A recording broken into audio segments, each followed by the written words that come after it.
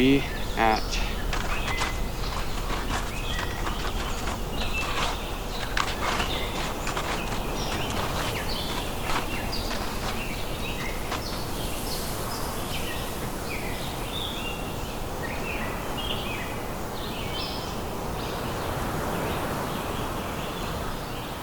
One thing that's been drilled into my head has been that solo adventures are bad. 1 foot into the woods alone, and I'd spontaneously combust. Do they carry more risk? Of course.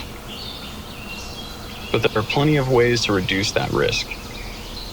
And after taking a Friday off, heading out solo and immediately turning around due to the smallest risks, I realized it was a fear I needed to break down and confront. So what it's looking like to me is obviously there's not quite enough coverage, but with those strong westerly winds we got, that area that looks rideable, that's all probably just wind load. So I don't know about that, especially with all that debris just below it. And just shortly after that clip, I turned around. And on that drive home, I knew that I turned around because I was scared of being out there alone, and not actually due to any sort of real danger. So I made it a goal of mine that I'd be out there next weekend with a different mindset, and I'd tackle that fear.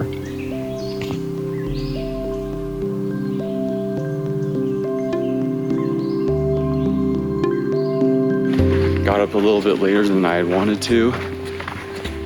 Basically today it is really hot, unseasonably warm. Supposedly it's in the 40s all the way up on the peak of the mountain, but I'm noticing some refreeze on the trail all the way down here. So I'll keep monitoring it and make sure that there was some sort of refreeze.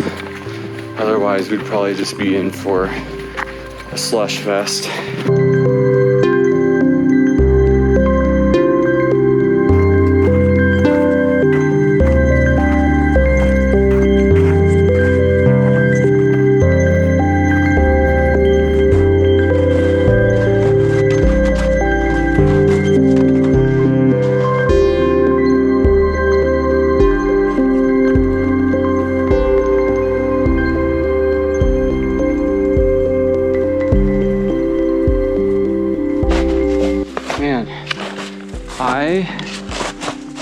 I did this mountain last year when there was still a newborn at home, and I was waking up every single night, 3 times a night. Our toddler was in daycare, so we were getting sick every 3 weeks, and I was attempting to do the uphill athlete. And I was so defeated when I tried to do this mountain, and I was just dying, and I was telling myself, get to that rock, get to that tree. And yeah, I'm a little out of breath. But I feel great this year, and I'm training way less. So yeah, I think sometimes just give yourself some slack. This stuff is hard, but it feels really good to feel this good on this climb. Well, almost up there.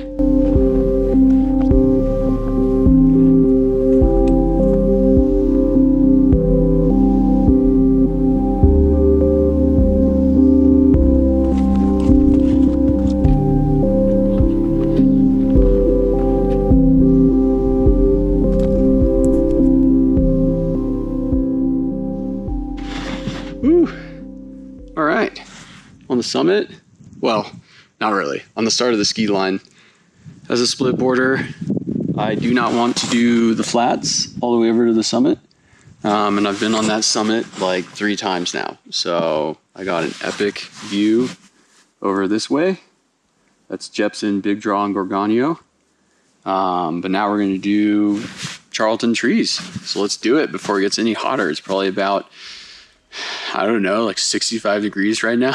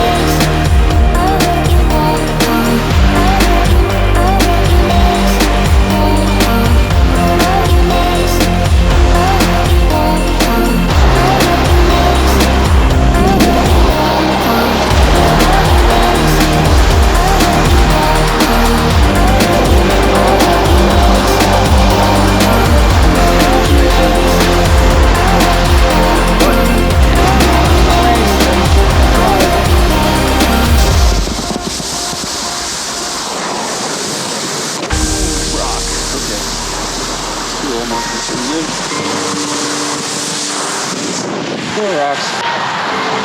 Ooh, big old rock.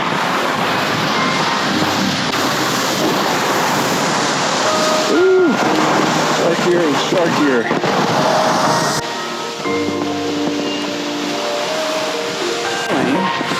We need to locate. Okay. Where are we at? Okay, so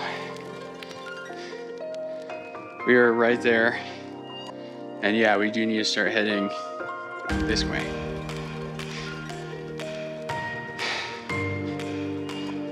Right there, right in those trees. Okay, let's go. Glad I didn't get too far over.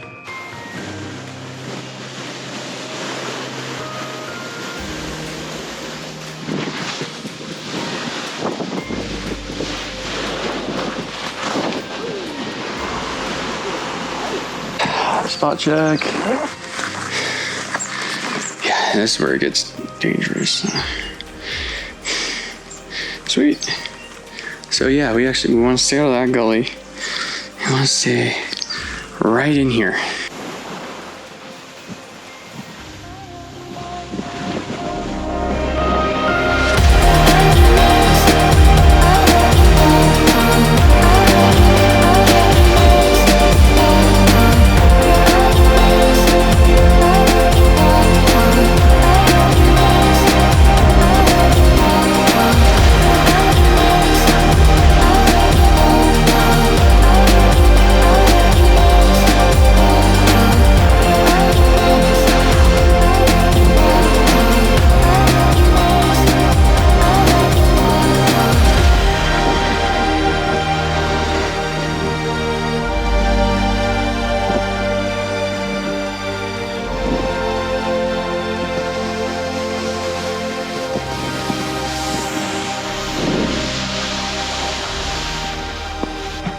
Alright, I think this is as far as we go. I turned it off for the last part because I did not want to film me going into a log. Alright, anyway, that was awesome. So I'm gonna film this just to show the reality of what this activity involves and how comically frustrating it can be at times. Oh, this isn't even that bad post holing. Now it's really unsettling to hear all the water running underneath me.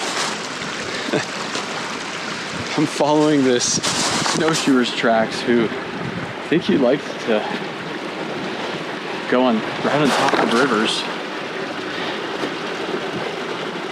Alright. It's gonna take me like an hour to go a quarter of a mile. I am having so much fun. Still hiking.